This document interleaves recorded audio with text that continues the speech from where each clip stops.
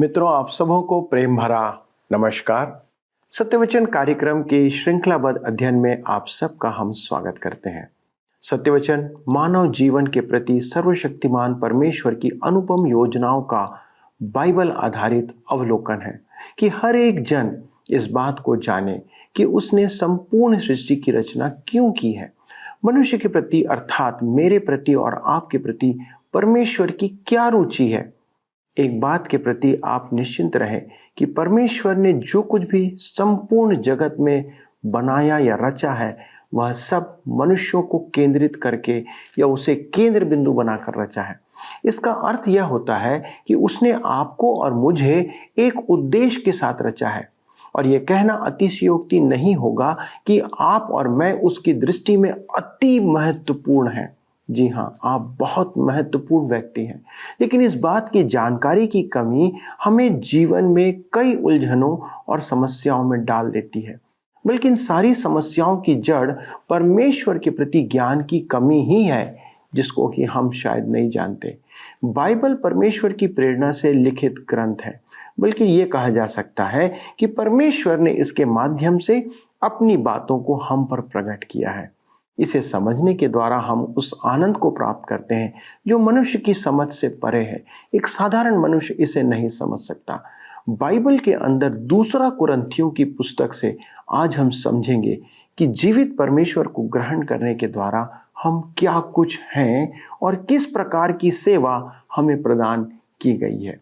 आइए इन बातों को हम इस अध्ययन के द्वारा जानें। प्रिय मित्रों, आइए आज हम अपने अध्ययन में आगे बढ़ेंगे और दूसरा कुरिन्थियों के पत्र 5 अध्याय उसके 20 पद में पढ़ते हैं। लिखा है, इसलिए हम मसीह के राजदूत हैं, मानो परमेश्वर हमारे द्वारा विनती कर रहा है। हम मसीह की ओर से निवेदन करते हैं कि परमेश्वर के साथ मेल मिलाप कर लो। राजदूत कौन होता है? राजदूत कौन होता है?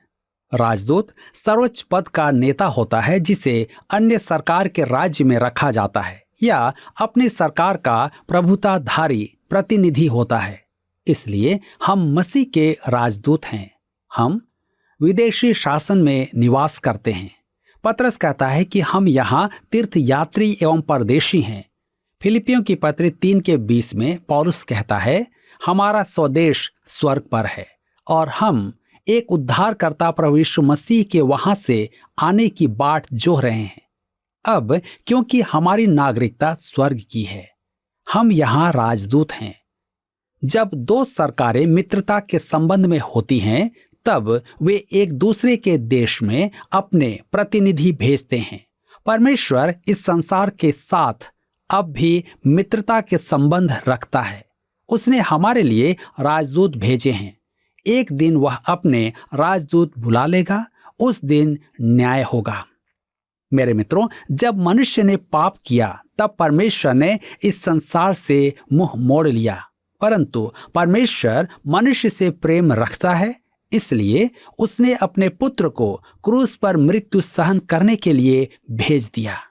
अब परमेश्वर बाहें फैलाकर संसार से कह सकता है, तुम मेरे पास आ सकते हो। हम उसके राजदूत हैं। उसके राजदूत होने के कारण हमें मनुष्यों से कहना है, परमेश्वर आपका उद्धार करेगा। परमेश्वर मनुष्य से जो करने को कहता है वह बस इतना ही है, आओ। परमेश्वर आपसे हिसाब चुकता नहीं करेगा। वह आपको दंड देना नहीं चाहता है। वह आप पर हाथ डालना नहीं चाहता है। वह तो हर जगह से मनुष्यों को अपने पास बुलाना चाहता है। आज का दिन महान है और यह हमारा सौभाग्य है कि आपसे कहें, आप परमेश्वर से मेल कर लें। वह केवल इतना ही कहता है कि आप उसके पास आ जाएं। वह यह काम कैसे करता है? यह इसलिए हो सकता है कि मसीह ने हमारे पाप एवं सब अनर्थ उठा लिए। परमेश्वर का मेल हो गया है। आपको उसका पक्ष पाने के लिए एक भी काम नहीं करना है। आपको परमेश्वर का हृदय पिघलाने के लिए आंसू बहाने की आवश्यकता नहीं है। जी हाँ, वह आपसे प्रेम करता है। वह आपका उद्धार करना चाहता है। क्यों? दूसरा कुरिन्थियों के पत्र 5 के 21 में हम पढ़ते हैं, जो पाप से अज्ञात था उसी को उसने हमारे लिए पाप ठहराया कि हम उसमें होकर परमेश्वर की धार्मिकता बन जाएं। प्रभु यीशु ने मेरा स्थान ले लिया। वह जो पाप को नहीं जानता था इस संसार में आया कि हम उसमें परमेश्वर की धार्मिकता बन जाएं। उसने मुझे अपना स्थान दे दिया, धार्मिकता में आवृत। उसने यहां मेरा नरक अपने ऊपर ले लिया कि मुझे वहां ऊपर उसका स्वर्ग मिले। उसने मेरे लिए यह किया। मेरे मित्रों, क्या आप परमेश्वर का अद्भुत वचन किसी को सुनाने में सफल हुए हैं? आप जो भी हैं, जहां भी हैं, जैसे भी हैं, आप क्या कर रहे हैं कि भटके हुए इस संसार को परमेश्वर के मेल मिलाप का यह वचन सुनाएं? परमेश्वर ने मेल कर लिया है। वह कल, आज और सदा एक सा ही है। वह आपके लिए आज ठीक वैसे ही संवेदना रखता है जैसी उसने उस दिन रखी थी जिस दिन मसीह आपके लिए वरन संपूर्ण संसार के लिए क्रूस पर मर गया था। संसार को आज यही सुनने की आवश्यकता है। उसने संसार का अपने से मेल किया। अब आवश्यकता इस बात की है कि वे मन फिराकर विश्वास में उसके पास आ जाएं। मेरे मित्रों, आइए हम यह वचन प्रसारित करें, लोगों को सच्चाई से अवगत कराएं। यहां पर अध्याय 5 समाप्त होता है। अध्याय 6 में हम देखते हैं जिसका विषय है मसीही सेवा में हर परिस्थिति में परमेश्वर की सांत्वना। यहां हम अपने सामने मसीह यीशु के सेवक की अनिवार्यताएं स्पष्ट देखते हैं। हम में कोई भी इसे पढ़कर यह कहने से नहीं रुकेगा, वह इन बातों में सिद्ध है। हम इन ऊंचे मानकों को स्पर्श नहीं कर सकते। यहाँ हम हर परिस्थिति में मसीही सेवा में परमेश्वर की सांत्वना देख सकते हैं। आइए देखें सेवा के कष्टपूर्ण अनुभव। 2 कुरिन्थियों के पत्र 6 अध्याय के 1 पद में लिखा है, हम जो परमेश्वर के सहकर्मी हैं यह भी समझाते हैं कि उसका अनुग्रह जो तुम पर हुआ उसे व्यर्थ न जाने दो। बीच की एक दीवार हमें गिराना आवश्यक है, याजक और अयाजकीय विश्वासियों के मध्य की दीवार। कुछ को परमेश्वर ने शिक्षा देने का वरदान दिया है। यदि मुझे कोई वरदान प्राप्त है तो वह यही है। यदि मैं इसका दावा न करूं तो मेरे पास कोई वरदान ही नहीं है। वरदान प्राप्त शिक्षक हैं तो सेवा के वरदान प्राप्त सेवक भी हैं, जिन्हें हम याजक कहेंगे। परमेश्वर मसीह की देह में हर एक को वरदान में संपन्न करता है। मंच और बेंच के मध्य अंतर नहीं होना है। हम सब एक साथ सहकर्मी हैं। यदि आप सुन रहे हैं तो स्मरण रखें, आपका भी उत्तरदायित्व वचन के प्रचार में उतना ही है जितना एक याजक का। मुझे शिक्षा देने का वरदान है। आप शायद बैंक के अध्यक्ष हों, किसी बड़ी कंपनी के अध्यक्ष हों, वाहन चालक हों, गृहिणी हो, आप वचन प्रचार के उत्तरदायी हैं। परमेश्वर ने कलीसिया को शिक्षक, पास्टर, सेवा में सहायता हेतु वरदान प्राप्त सहयोगी जो विश्वासियों को सेवा में तैयार करते हैं आदि अनेक सेवक रखे हैं। मैं एक बार फिर डॉक्टर अर्ल रैडमेकर का उदाहरण देना चाहता हूं। चरवाहा भेड़ को जन्म नहीं देता है, भेड़ को भेड़ ही जन्म देती है। आप में से अनेक जनों का यह विचार है कि मनुष्य को मसीह में लाना उपदेशक और सेवक का कार्य है। क्या मैं आपसे कह सकता हूं कि यह आपका उत्तरदायित्व है? परमेश्वर ने शिक्षक, उपदेशक, सेवक और शुभ संदेश वाहक दिए हैं। आप बाहर जाकर मसीह की गवाही की सेवा के लिए तैयार किए जाएं। चरवाहा भेड़ का पालन पोषण करता है, उनकी रक्षा करता है। वह भेड़ें चराता है परंतु उनको जन्म नहीं देता है। भेड़ें ही भेड़ों को जन्म देती हैं। आज कलीसिया का कार्य प्रगति नहीं कर रहा है क्योंकि भेड़ें मसीह की गवाही नहीं दे रही हैं। मैं फिर वही प्रश्न पूछता हूं, यद्यपि यह व्यक्तिगत है। आज आप मनुष्यों को वचन सुनाने के निमित्त क्या कर रहे हैं? आप वह काम कर सकते हैं जो मैं नहीं कर पाता। मैं तो क्या कोई भी उपदेशक नहीं कर पाएगा।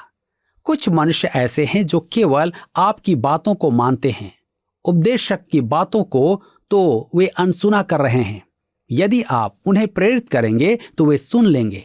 मैं एक व्यापारी को जानता हूं जिसे बोलने में कठिनाई होती है और वह सोचता है कि मनुष्य से बात करने में वह सक्षम नहीं है। वह हमारे कार्यक्रम में चिप ले जाकर बांटता है। वह साथियों और सहकर्मियों के घर जाता है। उसके पास हमारे चिप और टेप रिकॉर्डर होते हैं जिन्हें वह उन्हें सुनाता है। यह मसीह की गवाही का एक उदाहरण है। हम सहकर्मी हैं। आगे पौलुस कहता है, उसका अनुग्रह जो तुम पर हुआ उसे व्यर्थ न जाने दो। कोई परमेश्वर का अनुग्रह व्यर्थ कैसे जाने देगा? परमेश्वर अपनी भलाई और दया हम पर प्रकट करता है। परमेश्वर के असीम भलाई पाना और परमेश्वर के अनुग्रह के उद्धार का आनंद लेना, परंतु फिर भी सांसारिकता में मगन रहना ही तो अनुग्रह को व्यर्थ करना है। मैं आपसे एक प्रश्न पूछता हूं, आज हम परमेश्वर के अगाध प्रेम के प्रति कैसी प्रतिक्रिया दिखा रहे हैं? 2 कुरिन्थियों 6:2 में लिखा है, क्योंकि वह तो कहता है, अपनी प्रसन्नता के समय मैंने तेरी सुन ली और उद्धार के दिन मैंने तेरी सहायता की। देखो, अभी वह प्रसन्नता का समय है। देखो, अभी वह उद्धार का दिन है। उद्धार के दिन मैंने तेरी सहायता की। कुछ का कहना है, मैं अभी तो मसीह को ग्रहण नहीं करूंगा, बाद में कभी देखूंगा। वे मसीह को ग्रहण करना स्थगित कर देते हैं। दूसरी ओर कुछ लोग ऐसे भी हैं जो किसी प्रसिद्ध उपदेशक या एक बड़ी सभा की प्रतीक्षा करते हैं। तब आप जो भी हो, जहां भी हो, यदि आपने उद्धार का अनुभव नहीं पाया है तो आज उद्धार का दिन है। अपनी घड़ी देखें, जो भी समय हुआ है वही आपके उद्धार का समय है। अब कोई कहे कि वह कल मसीह को ग्रहण क्यों नहीं कर सकता? क्यों नहीं? परंतु कल की क्या गारंटी है कि आप जीवित रहें? महत्वपूर्ण बात तो यह है कि परमेश्वर कहता है कि समय आज इसी समय है। 2 कुरिन्थियों 6:3 में हम पढ़ते हैं, हम किसी बात में ठोकर खाने का कोई भी अवसर नहीं देते ताकि हमारी सेवा पर कोई दोष ना आए। हमें अपने व्यक्तिगत आचरण के बारे में अत्यधिक सावधान रहना है। हमें किसी भी बात में ठोकर का कारण नहीं बनना है। अब ठोकर के कारण का अर्थ यह न समझे कि किसी की भावनाओं को ठेस पहुंचाना, क्योंकि आज कलीसियाई सेवा में ऐसा हो ही नहीं सकता कि किसी की भावनाएं आहत न हो, क्योंकि कुछ लोग तो कलीसिया के कार्यकलापों में इसलिए सहभागी होते हैं कि उनकी भावनाएं आहत हों। बहुत से पवित्र जनों की मानसिकता ऐसी ही होती है। ठोकर खाने का कोई भी अवसर नहीं देते। कहने का अर्थ यह है कि आपका जीवन ऐसा हो कि कोई यह न कहने पाए, उसके चाल चलन के कारण मुझे उद्धार की बातों पर विश्वास नहीं होता है। अब पौलुस सेवकाई के गुणों की सूची देता है जो अति रोचक है। 2 कुरिन्थियों 6:4 में लिखा है, परंतु हर बात से परमेश्वर के सेवकों के समान अपने सद्गुणों को प्रकट करते हैं, बड़े धैर्य से, क्लेशों से, दरिद्रता से, संकटों से। बड़े धैर्य से, यह गुण सूची में सबसे ऊपर है। मेरा विश्वास करें, मैं इस पहले ही गुण से मात खा गया। मैं आपके समक्ष स्वीकार करता हूं कि यही एक गुण मुझ में लगभग है ही नहीं।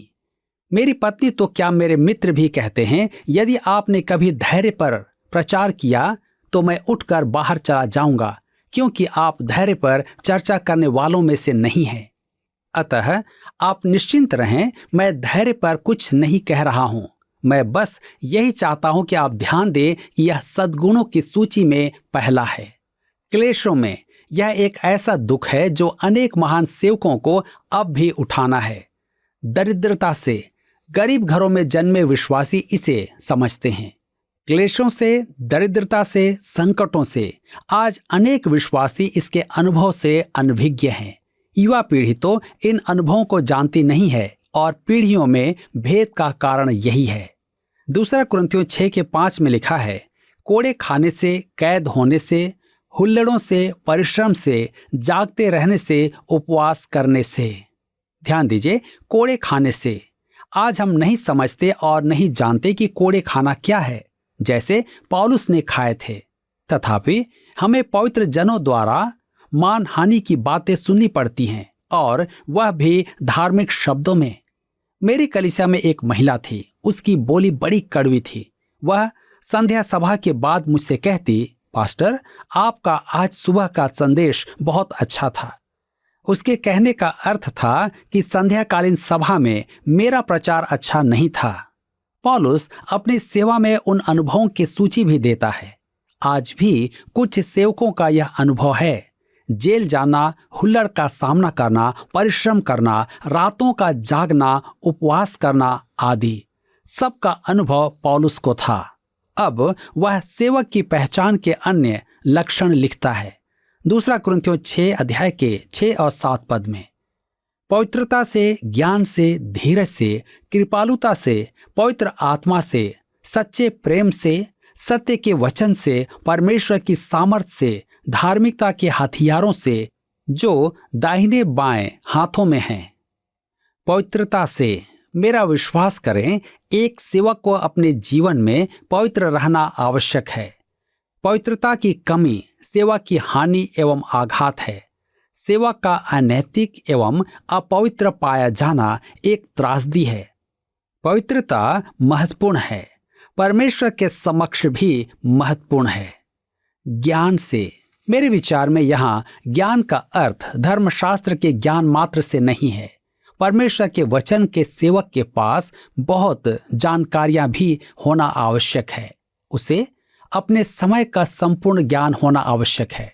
धीरज से, यहाँ फिर वही बात आती है, धीरज अर्थात सहन शक्ति। कृपालुता से, आज विश्वासी कैसा तरसते हैं कि उनके पास्टर में उदारता और दयालुता हो, जो उनमें गहरी रुचि रखता हो। तब आगे देखते हैं, पवित्र आत्मा से, परमेश्वर उस हर एक उपदेशक पर दया करे जो परमेश्वर के आत्मा की अगुवाई और पथ प्रदर्शन के बिना प्रचार करता है। मैं अन्य किसी भी बात की अपेक्षा इस विषय में सबसे अधिक चिंतित रहता हूं। मैंने अपनी सेवा के 28 वर्ष अनेक विश्वासी महानुभावों का अनुकरण करने का प्रयास किया है। मैं डॉक्टर R.A. टोरी, एक निवर्तमान महान प्रचारक के बारे में सदैव सोचता हूं। मैं जब भी उपदेश करने निकलता हूं, तब मैं एक अंतिम बात जो कहता हूं, हे प्रभु, मुझे पवित्र आत्मा के सामर्थ्य में उपदेश करने की क्षमता प्रदान करें। प्रभावी सेवा केवल पवित्र आत्मा के द्वारा ही संभव है। सच्चे प्रेम से, आज सच्चे प्रेम की कैसी गहन आवश्यकता है। हमें धर्मी पाखंडियों की आवश्यकता नहीं जो धार्मिक शब्दावलियों का उपयोग करते हैं। हमें आडंबर करने वाले विश्वासियों की आवश्यकता नहीं जो मुंह पर आपको प्रेम दिखाते तो हैं, परंतु पीठ में छुरी घोंप देते हैं। हमें सच्चे अगाध प्रेम की आवश्यकता है। हमें उस प्रेम की आवश्यकता है जो परमेश्वर का आत्मा हमारे मन में उत्पन्न करता है। सत्य के वचन से, अर्थात बाइबल के ज्ञान में, उपदेशक को परमेश्वर के सामर्थ्य में उपदेश करना है, और यह तब ही संभव है जब वह मंच पर आने से पूर्व परमेश्वर के साथ एकांत में समय व्यतीत करे। धार्मिकता के हथियार से, जो दाहिने बाएं हाथों में हैं, अर्थात जीवन के हर एक परिक्षेत्र में उचित आचरण। अब पौलुस हमें 9 ऐसे गुण बताता है जो वास्तव में असंभव हैं, परंतु युक्त हैं। ये परमेश्वर के जन के गुण हैं। 2 कुरिन्थियों 6 उसके 8 से 10 में लिखा है, आदर और निरादर से, दुर्नाम और सुनाम से, यद्यपि भरमाने वालों जैसे मालूम होते हैं तो भी सच्चे हैं, अनजानों के सदृश हैं तो भी प्रसिद्ध हैं, मरते हुओं के समान हैं और देखो जीवित हैं, मार खाने वालों के सदृश हैं परंतु प्राण से मारे नहीं जाते, शोक करने वालों के समान हैं परंतु सर्वदा आनंद करते हैं, कंगालों के समान है परंतु बहुतों को धनवान बना देते हैं, ऐसे हैं जैसे हमारे पास कुछ नहीं तो भी सब कुछ रखते हैं। ध्यान दीजिए, आदर और निरादर से, कुछ लोग आपको स्वीकार करेंगे और कुछ अस्वीकार करेंगे। यह वास्तव में संतुलित सेवा है। दुर्नाम और सुनाम से, कोई चाहे हमें बुरा कहे, हम प्रभु की सेवा करते जाएंगे। शेक्सपियर के नाटक में एक नायक कहता है, वे मुझे सराह कर गदहा बनाते हैं, जबकि मेरे बैरी मुझे मुंह पर गदहा कहते हैं। इस प्रकार श्रीमान जी, मैं अपने बैरियों की सहायता से अपने बारे में ज्ञानोपार्जन करता हूं और मित्रों द्वारा दुर्व्यवहार सहन करता हूं। चाटुकारी हमें आलोचना से अधिक हानि पहुंचाती है। भरमाने वालों के जैसे मालूम होते हैं तो भी सच्चे हैं। मनुष्य हम पर विश्वास नहीं करते, परंतु हम परमेश्वर का वचन सुनाते हैं। अनजानों के सदृश हैं तो भी प्रसिद्ध हैं। परमेश्वर के सेवक संसार के लिए जनमान्य नहीं, परंतु परमेश्वर के लिए मान्य हैं। मरते हुओं के समान हैं और देखो जीवित हैं। पौलुस मृतक सा था, परंतु मसीह में उसे नया जीवन प्राप्त था। मार खाने वालों के सदृश हैं, परंतु प्राण से मारे नहीं जाते। पौलुस ने हर स्थान पर सताव, मार, कोड़े, पथराव आदि सहन किया, परंतु वह फिर भी जीवित रहा। शोक करने वालों के समान हैं, परंतु सर्वदा आनंद करते हैं। मनुष्य के पाप के कारण वह शोकित था और सुसमाचार का त्याग उसका दुख था, परंतु वह मसीह में आनंदित था। कंगालों के समान हैं, परंतु बहुतों को धनवान बना देते हैं। यदि आपका सामना किसी धनवान उपदेशक से हो तो सावधान रहें। सेवा में धनवान होना संभव नहीं। हमारे पास कुछ नहीं तो भी सब कुछ रखते हैं। आपको स्मरण होगा कि पौलुस ने कुरिन्थ की कलीसिया को लिखे प्रथम पत्र में व्यक्त किया था कि सब वस्तुएं हमारी हैं। सांसारिक वस्तुएं, जीवन, मृत्यु, वर्तमान, भविष्य आदि सब। पहला कुरिन्थियों 3 के 22 और 23 पद में लिखा है, सब कुछ तुम्हारा है और तुम मसीह के हो और मसीह परमेश्वर का है। उफ, हम कैसे धनवान हैं, फिर भी कंगाल हैं। पौलुस ने हमें सेवा से आवश्यक गुणों की 3 मालाएं दी हैं और आप देखेंगे कि पहली है भौतिक वस्तुएं, दूसरी मानसिक बातें, तीसरी है आत्मिक बातें। सब अत्यधिक महत्वपूर्ण हैं।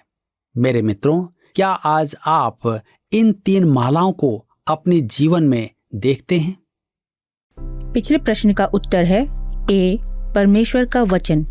एक विश्वासी जो प्रभु में नई सृष्टि है, उसका आधार परमेश्वर का वचन है। आज का प्रश्न है, उद्धार प्राप्त करने के बाद सांसारिकता में मगन रहना परमेश्वर के अनुग्रह को खाली स्थान।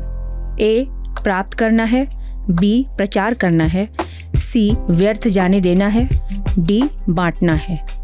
मित्रों, इस प्रश्न का उत्तर हमें कल सुबह 6 बजे से पहले विकल्प ए, बी, सी या डी के साथ अपना नाम, पता, स्थान के साथ 9651433397 पर SMS या व्हाट्सएप करें।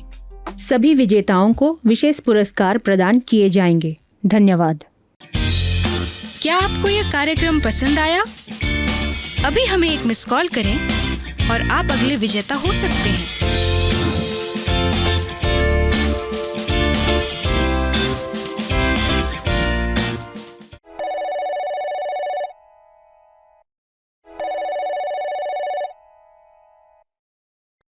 दोस्तों, परमेश्वर की योजना हमारे प्रति अद्भुत है।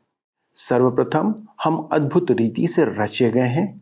मानव विज्ञान अभी भी मनुष्य के एक एक अंग को पूर्ण रीति से समझ नहीं पाया है और ना कभी वो समझ पाएगा। सिर्फ प्रयास कर सकता है, प्रयत्न कर सकता है। इतना सुंदर और अद्भुत रीति से आप और मैं बनाए गए हैं, पर हमने उस सुंदरता को पाप के कारण आदम में खो दिया है। लेकिन क्योंकि परमेश्वर का प्रेम इतना महान है कि वह हमें हमारे हाल पर नहीं छोड़ देना चाहता, इसलिए उसने यीशु मसीह में होकर हमारे पापों से मुक्ति के लिए क्रूस पर यीशु को बलिदान किया। हम उसमें होकर परमेश्वर से मेल मिलाप कर सकते हैं। किसी अन्य रीति से यह मेल मिलाप संभव नहीं है। दोस्तों, अब जो इस प्रबंध को स्वीकार करते हैं, इस प्रस्ताव को स्वीकार करते हैं, उन्हें वह मसीह के राजदूत भी कहता है। बाइबल इस बात को बताती है। मैं और आप स्वाभाविक रूप से दंड के भागी हैं, लेकिन मसीह में होकर हम परमेश्वर की धार्मिकता बना दिए जाते हैं। इस सुसमाचार को कैसे हम अपने अंदर रख सकते हैं या अपने तक सीमित रख सकते हैं। दोस्तों, हमें इसे हर किसी को बताने की आवश्यकता है। हर एक मनुष्य तक इस सुसमाचार को पहुंचाने की आवश्यकता है। ये अध्ययन इसीलिए प्रस्तुत किया गया है। यदि हम सब कुछ प्राप्त करें और इस आनंद से वंचित रह जाएं, तो हमसे अभागा कोई और नहीं हो सकता।